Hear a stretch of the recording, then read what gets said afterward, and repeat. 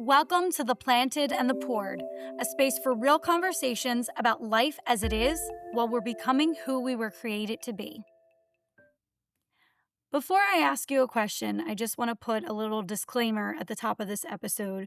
We will be discussing female anatomy in depth. So if there are little ears or people around you that you do not feel comfortable listening to that around, now is your warning to maybe save this for another time. Can I ask you a question?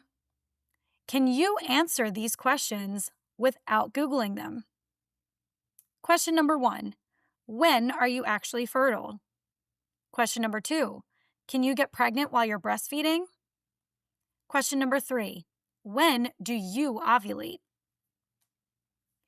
If you aren't sure about some of those, you are not alone. Honestly, I couldn't answer those either until a couple years ago. I had health class, I learned the basics, I knew what a period was since I was about 5 years old. My mom was really great about making sure my sister and I, and even my brother, knew that a period wasn't something to be afraid of and that it was just a natural part of life. I knew how pregnancy happened, but I don't remember anyone ever teaching me specifically how a woman's body works and changes throughout the month. And from a lot of people that I've spoken to, none of us really got this education. And once I learned about this, I realized it's so important. And I kept asking, why didn't anyone tell me this? Now, I'm not a doctor, and there are books you can read by people who are a lot more qualified than I am to speak on this subject. But I just wanted to summarize some of the things that I've learned in the hopes that if you don't know this, you can then do your own research and learn more about your body. For a long time, I looked at my cycle as something that was sometimes inconvenient and at other times rough.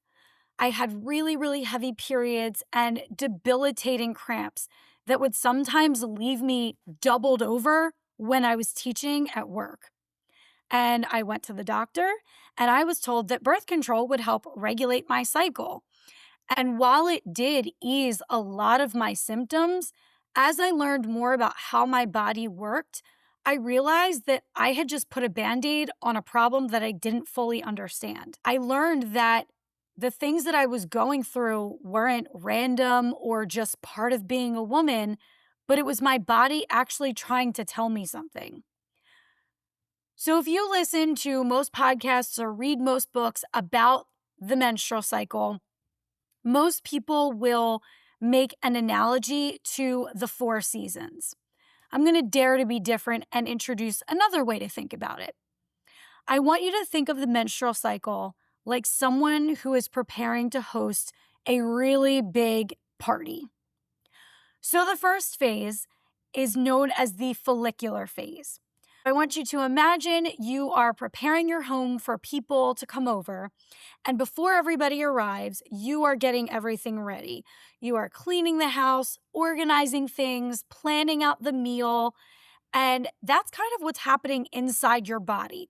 Your hormones begin rising, and your uterine lining begins to thicken in case there's a pregnancy.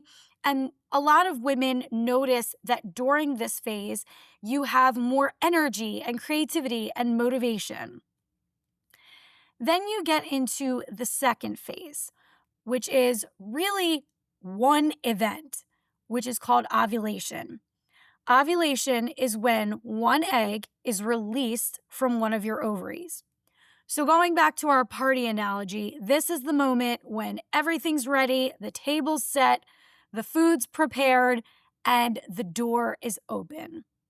This is when pregnancy is possible, estrogen peaks, and a lot of times women feel extra confident, more social, and attractive because our bodies are so smart that they are trying to give us the best possible opportunity to get pregnant. So then we move into the luteal phase. All the preparations have been made, the door is open, the first guests arrived, and at this point, you're not preparing anymore. You might stir the soup. You might turn the oven to the warm setting, make sure nothing is drying out, and making sure that the music's on and you are ready in case any other guests arrive. So, again, after ovulation, your body has already done the big work of preparing, and now it's just maintaining what it's prepared in case pregnancy occurs. So, if pregnancy doesn't happen, your body realizes that no additional guests are coming.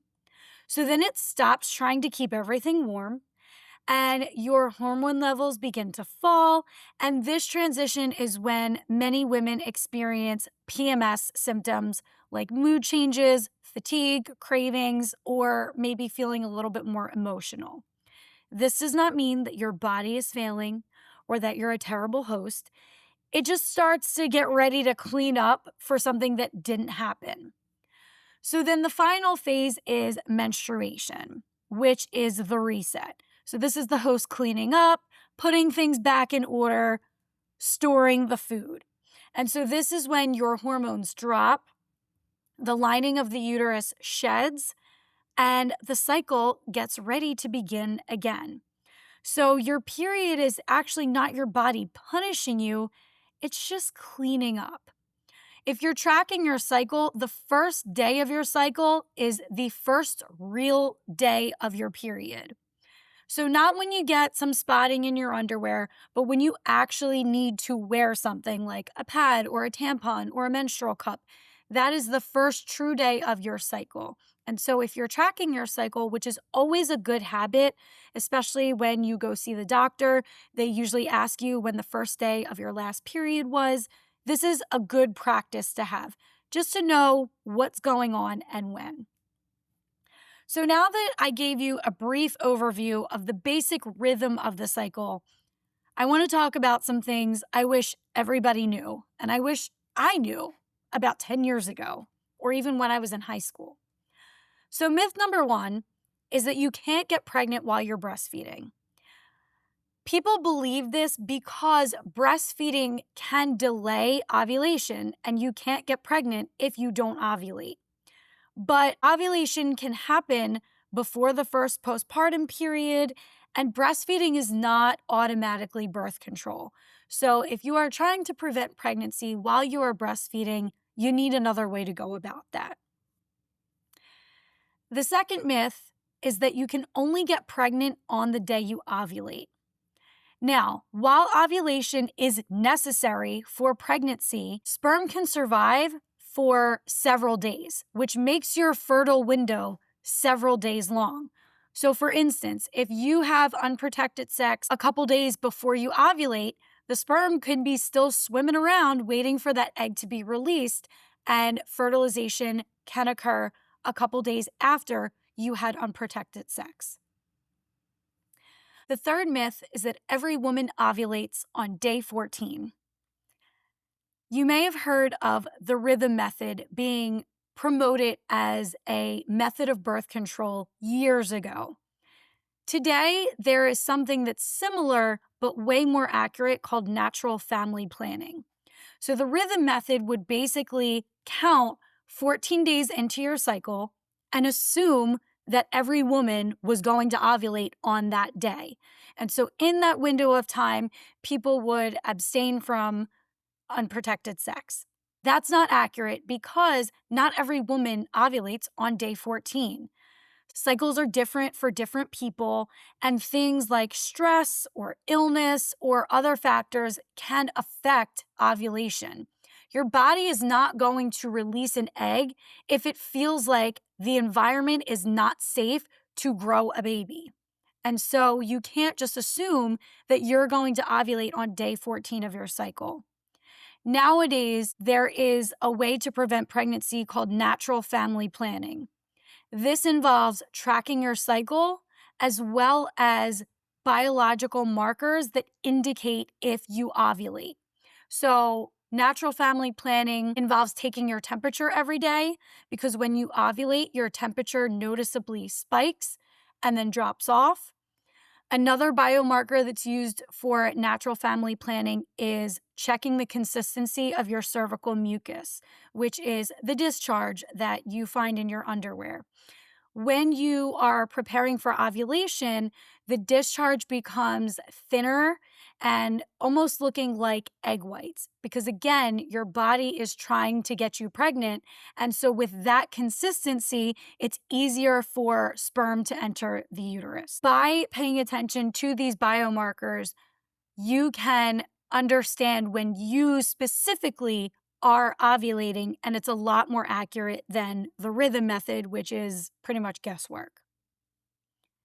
The last myth is that painful periods are just part of being a woman. I think this might be one of the biggest myths that we've accepted because so many of us grew up hearing things like, "Welcome to being a woman. Oh, just take some ibuprofen. Everybody has cramps." And while some level of discomfort is expected, just because cramping is very common, it doesn't mean it's normal.